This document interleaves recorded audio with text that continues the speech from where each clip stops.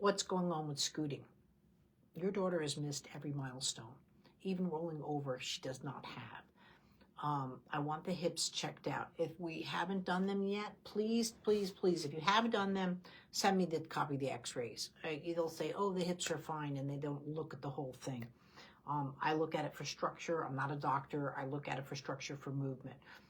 There's something going on with her lower right side that it's not synchronized everything, and then she's been creasing into it. I have another live that I did on scooting where I'm on the table, so I'm going to post that to your account as well. But we've got to go back and get her spine moving correctly, midlines, all of this. She does not have tummy time correctly, rolling over. None of the milestones have happened. And it's not, again, I'm not trying to be hard on you.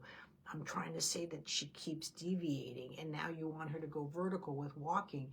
That's got to stop. We've got to intervene, and she needs help with that.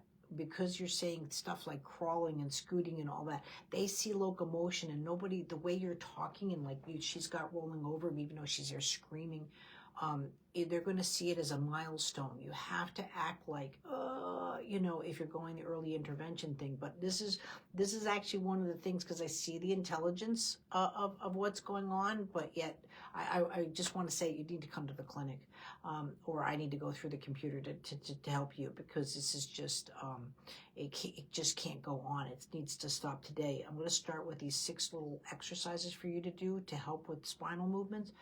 But even if you have to work on her when she's sleeping, you've got to get in there and start going back to the tummy time course. She needs better foundations.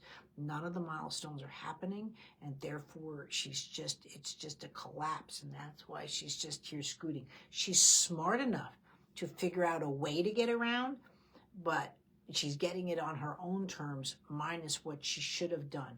And so these kind of conversations are going to continue to show up into her later skills, and I just don't want that to happen. Thanks.